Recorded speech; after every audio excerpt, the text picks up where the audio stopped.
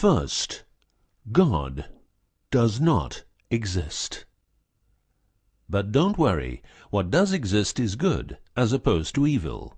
So if you believe in God, you believe in good, and that's as it should be. You are just fine. If you believe in evil, then you probably need a whack on the back of the neck with a big fucking stick.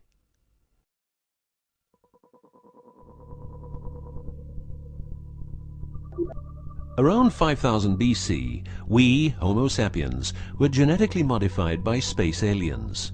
These aliens first landed where the river Euphrates enters the Persian Gulf. The reason is that in that area, a high concentration of what is called monatomic gold is found in the seawater, while nowadays the highest concentration is found on the islands of Hawaii. The aliens were members of the Anunnaki Empire, and were on a quest to find this metal that is supposed to enhance and repair all bodily functions and stop the body from aging. Monatomic gold is what is called a superconductive metal. Superconductivity means that if you transport, for example, electricity through a line made of this material, you would not lose any energy as a result of heat dissipation. So if you input 100% of energy, you also output 100% of energy. Now apply this principle to your brain, which is a huge, sensitive electrical machine. The monatomic gold makes your neural pathways act like quantum drive superhighways. This means that all your senses will receive input optimally. In turn, these inputs will be processed optimally, and those parts of your brain you don't use will become more active, so enhancing your memory, making you better understand problems, allowing you to sense evil, detecting lies, becoming telepathic, and even being able to time travel in your mind by seeing the past or the future.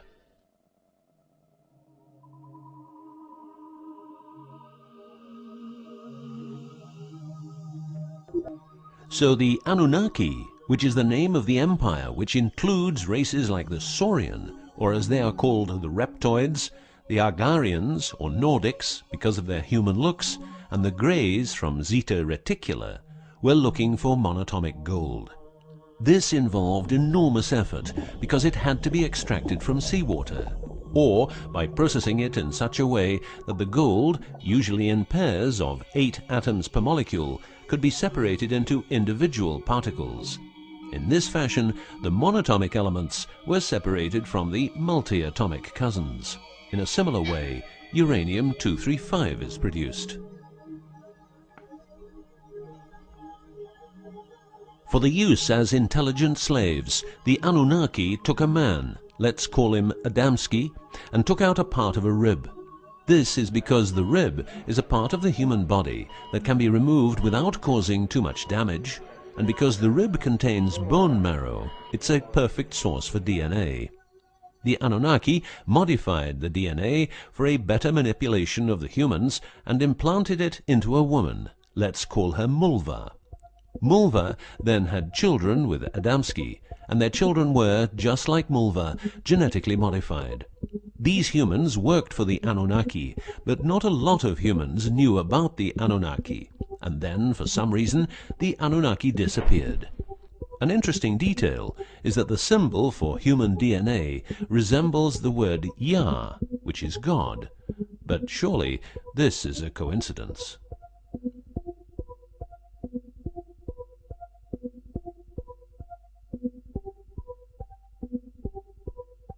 Now, some humans received part of the knowledge of the Anunnaki.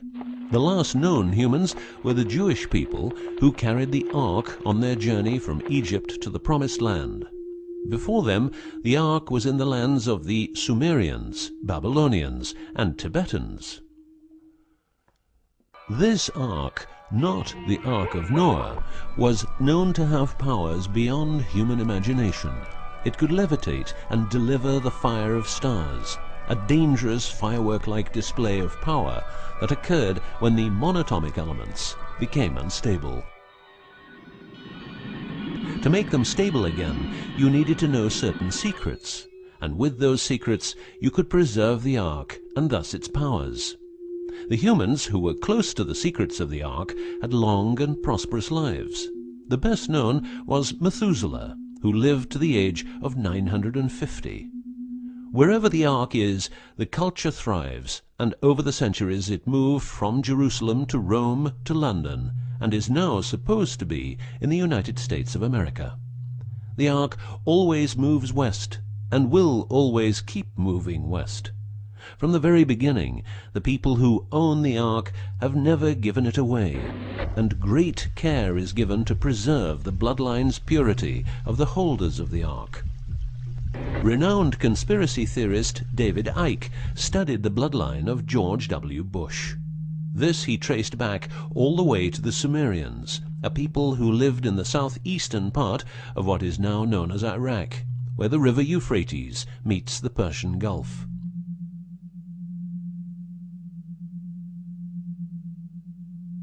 The secrets of the elements of the Ark, scientifically known as ORMs, orbitally rearranged monatomic elements, are nowadays hidden by secret societies that have control over society worldwide. The word ORM is the same as the Hebrew word which means the tree of life. ORMs consist of 8 metals. These 8 metals are ruthenium, rhodium, palladium, and silver, known as the light platinum group, and osmium, iridium, platinum, and gold, known as the heavy platinum group. Gestation of these metals in monatomic form prolongs life and enhances and repairs bodily functions. By following what is called a wide-spectrum diet, we can provide our bodies with monatomic superconductive elements. In other words, by eating a lot of grapes, carrots, all blue and dark red fruit and vegetables, and also much other fruit, vegetables, and fish.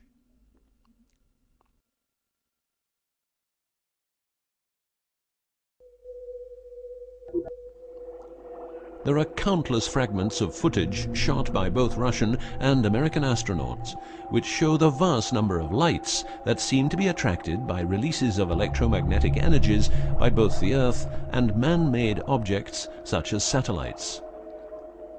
In Building 8 of the Johnson Space Center in Texas, the USA, high-resolution pictures taken by satellites are photoshopped each day to remove proof of aliens. In the film The Secret NASA Transmissions, the footage, it becomes clear that astronauts have grown accustomed to these strange anomalies, and that even in 2000, an unprecedented cooperation between NASA, the Russian Space Agency, and a committee of UFO experts was formed to share knowledge on this subject. To better understand this whole story, a few revelations are in place. Everything vibrates because atoms vibrate, and that is because the subatomic particles are in harmonic resonance, a fancy word for vibration and keeping themselves in equilibrium. Gravity is vibration generated by the presence of mass, and it can be neutralized by altering the harmonic resonance of the gravitational field. In other words, if you generate vibrations, you can alter gravity, and with superconductive materials, the amount of energy needed for generating the vibrations is greatly reduced. A practical example of reducing one vibration with other vibrations is the use of anti-sound. If you instantaneously produce the exact opposite waveform that comes towards you in the form of sound, the sound will cease to exist. This is called destructive interference. One of the forms of creating anti-gravity is called auditive levitation, a method used by Tibetan monks to elevate rocks over 250 meters high and 250 meters distance. By arranging drums and trumpets extremely precisely, together with some 100 men chanting, all arranged in a precise manner, the monks, after about 5 minutes, could levitate a rock weighing a ton and place it exactly where they wanted it. Theorists around the world theorize that huge monuments like those of the Egyptians and Mayan people were built this way. Other examples of anti-gravity we find in the vast amount of UFO sightings. These UFO sightings are actually experiments run by governments in their search for anti-gravity propulsion. So, if the technique is known, why don't we all transport using anti-gravity propulsion? For each year of technological advance, the military advances 44 years. All science is merely a means to an end. The means is knowledge. The end is control. Who will be the beneficiary? What do they want? What they want is control. The establishment of a global economy which is totally predictable and can be manipulated in every sense. Ein Volk, ein Reich, ein Führer. What I am saying is that the vast majority of people is being controlled by the established upper class. I know this is like the plot of a bad movie, but stay with me for a minute. Anti-gravity exists. The ability for everyone to be a genius exists. Aliens exist, and much more efficient ways of producing energy exist. For example, the mighty engine, which produces the same amount of energy as a normal engine, but only using 5% of the fuel a normal engine uses. Or the PAP engine, which without fuel, only driven by the power of zero-point energy and a small amount of noble gases, can deliver 500 horsepower for a period of 10 years. Or the Maternita machine of the Maternita commune, which has delivered 3 to 4 kilowatts out of thin air for the last 20 years. What would be the consequences for the upper class if they lose their monopolistic knowledge? What would happen to them if people would know about the secrets they're holding for us? If I don't need any more gasoline, what would happen? If I don't need any more electricity or gas, what would happen? If I don't need any more medicines from the pharmaceutical industry, what would happen? In order to ensure their powers, the upper class, some call them the Illuminati, handles a strict agenda. The agenda has the aim to prepare the world for world domination, beginning in the US and Europe. According to conspiracy theorists around the world, this is what they are doing as preparation. By the way, these people are extremely smart and fanatic, extremely rich, and they have tried it before. Then they were called the Nazis.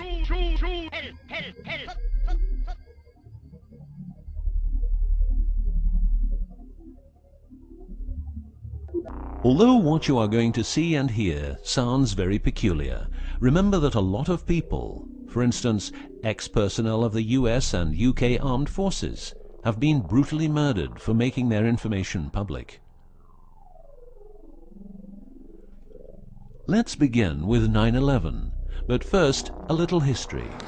What the Second World War did for the US is that it gave the country such an economic lead that it could easily grow more comfortable in its already powerful role. The industry of war gave everybody jobs, and therefore everybody could start consuming. Marshall aid gave Europe the economic impulse it needed. In other words, war leads to flourishing economies and leaps forward in technology. The process of transformation, even if it brings revolutionary change, is likely to be a long one, aside from some catastrophic catalyzing event like a new Pearl Harbor. These are the words of a neocon think tank whose members count people like Dick Cheney, Wolfowitz, and Donald Rumsfeld. What it says is that America needs a war to transform into its next shape, and 9/11 is our new Pearl Harbor.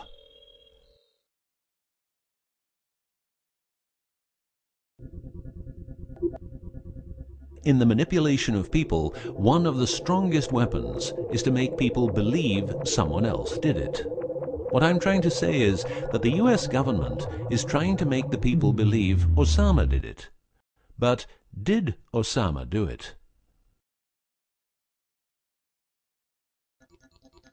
Did you know that 6 weeks before the WTC towers collapsed, the owner had a new insurance policy made up, ensuring that the owner, if the towers would collapse due to a terrorist attack, would receive the amount of $3.5 billion. The owner, because 2 towers went down, tried to claim 2 times $3.5 billion, but only received 2.2. What happened to building number 7?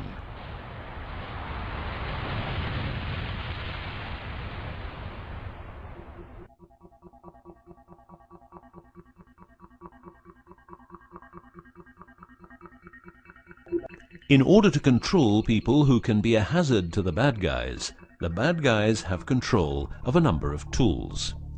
One of these tools is the remotely operated electromagnetic frequency weapon. These use microwave, ELF, extremely low frequencies, and acoustic frequencies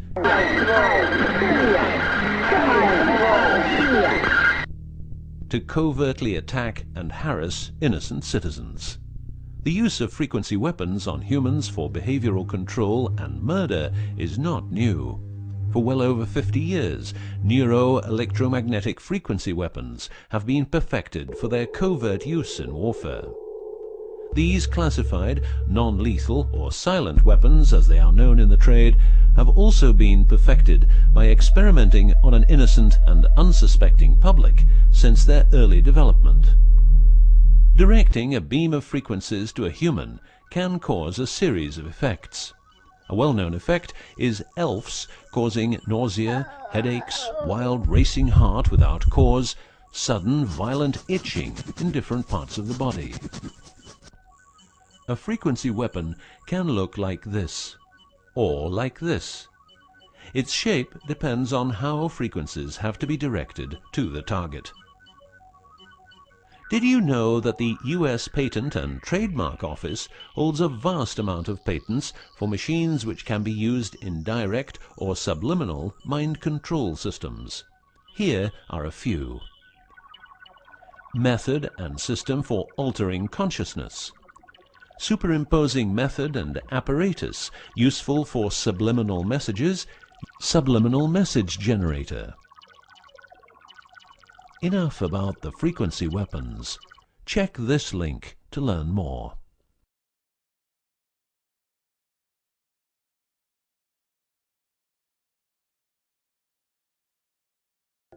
You will realize that to control people, you have to know what they are communicating. So in the 1950s, the UK and USA decided to set up the world's biggest espionage network to make sure all communications between Russians and spies or allies were monitored.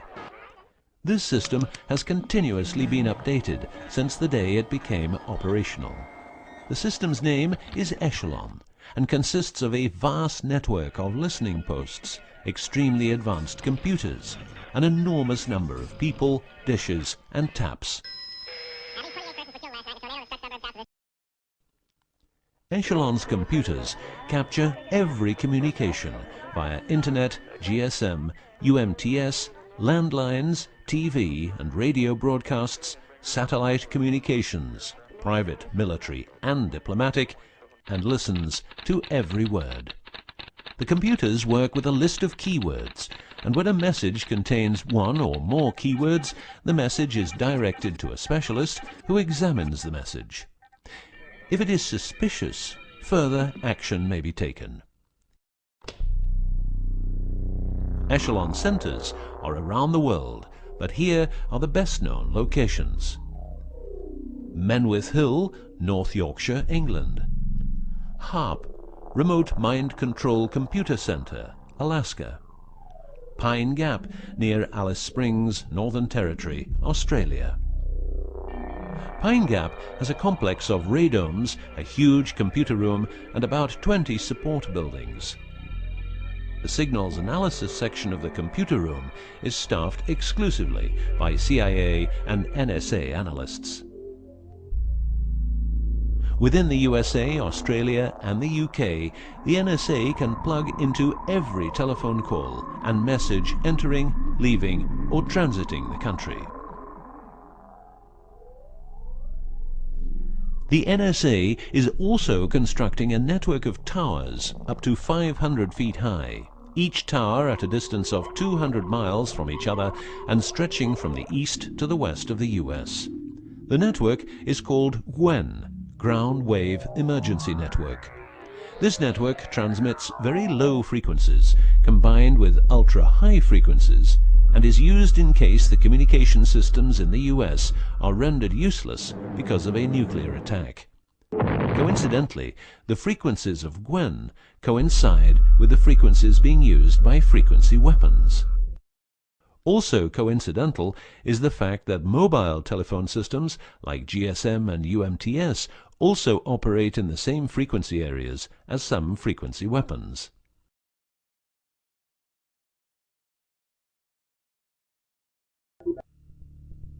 To further prepare for global domination, the secret US government, led by the corrupt holders of the Ark, also known as the Illuminati, or the New Global Union, or the New World Order, or just plain Nazis using the Eye of Lucifer as their symbol, has started building since the 1940s large bases with every commodity you can think of.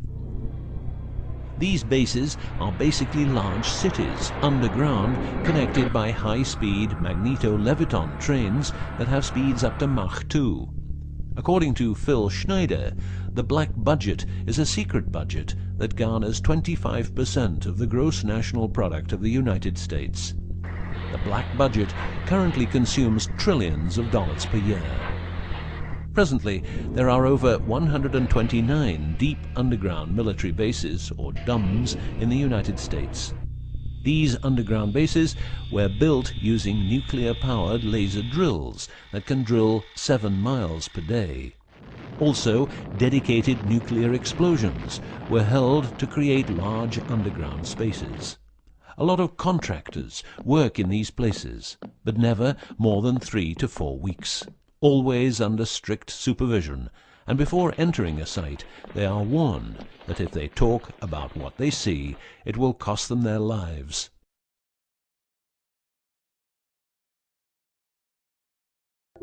As mentioned, men are the result of a genetic modification by space aliens. These aliens have been on Earth for a long time and lived in large underground cities all over the world.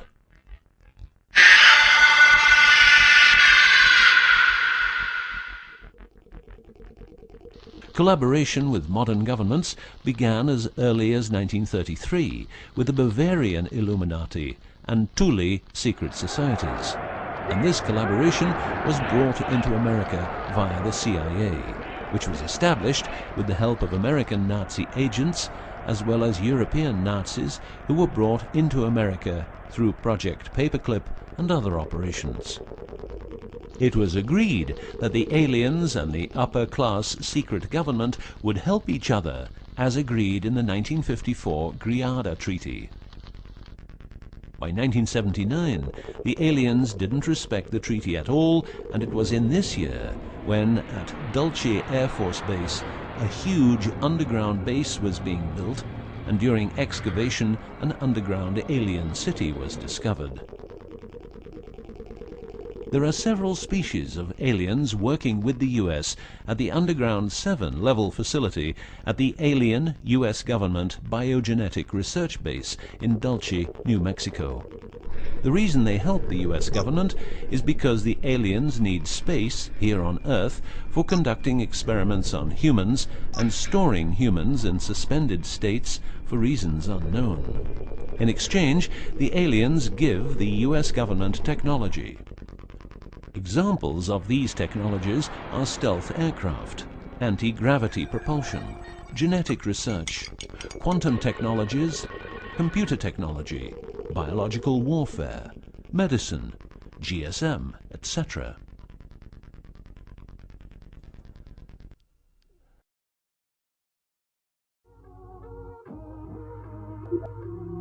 The greatest weapon the devil has is the disbelief people have in him. The devil represents evil, and those who want to dominate are the evil ones because they keep their knowledge from saving lives and improving the world. Instead, the evil ones will make the people more docile and stupid, using more tricks in order to achieve their goal, which is world and universal domination. The story of the aliens seems so unreal that, like the devil, it is subject to ignorance and ridicule, and that is its greatest weapon.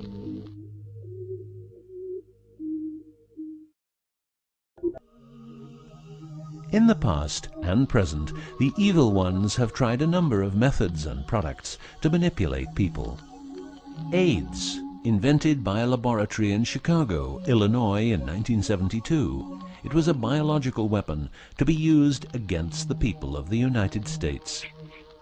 Second, the US government has a Tesla device to generate earthquakes. NASA only landed on the moon once. Almost 90% of drugs trafficking is organized by the biggest secret services in the world, like CIA, NSA, MI5, MI6, and so on. Since the US is in Afghanistan, poppy production has reached an all-time high, and never has there been so much heroin on the market. People who don't need drugs needn't worry. Their needs are covered by the pharmaceutical industry. The global warming story is a hoax. The Earth is warming up, but not as a result of CO2 produced by man, but because the cycle of the Earth is just like it is. Remember that 10,000 years ago, the whole northern part of the world was covered in ice. It's what we call an ice age.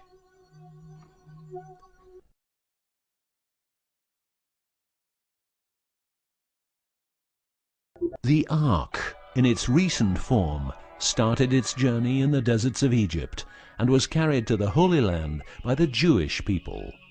In Jerusalem, the Ark started its journey around the world heading west. Everywhere the Ark has been, one or more obelisks are erected as a symbol of establishment. In the future, the Ark will travel to China, Russia, Iran, until it reaches Jerusalem again, which means the whole world will be under the influence of Lucifer's eye. That will be the moment the Anunnaki Empire will settle and rule Earth uncovertly. On many important sites in the world, buildings carrying symbols of Lucifer's return are common. The best known example is the Pentagon, which suggests a pentagram referring to the Jewish symbolism and the symbolism of the Ark. Another example is the Israeli High Court. It's a building with dozens of satanic and secret symbols. Like the Eye of Lucifer, an inverted cross you can walk on, its numerical anomalies. It was built in exactly 750 days, used exactly 250,000 stones, all hand-laid, and was funded by the Rothschilds, the founders of the central banks and the World Bank. These buildings celebrate the coming of and will serve as headquarters for the evil ones. From here, every communication will be monitored. The underground cities will then be used as detention camps, where the bodies of resistance people will be converted into soulless zombies.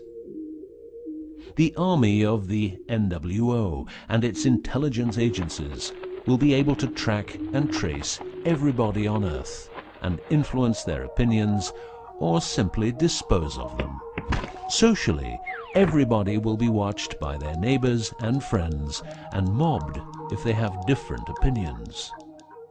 The rich, richer and smarter, the poor, poorer and dumber, will support the pyramid with Lucifer's eye on top, as it has always been. This will be the future, and the future is now.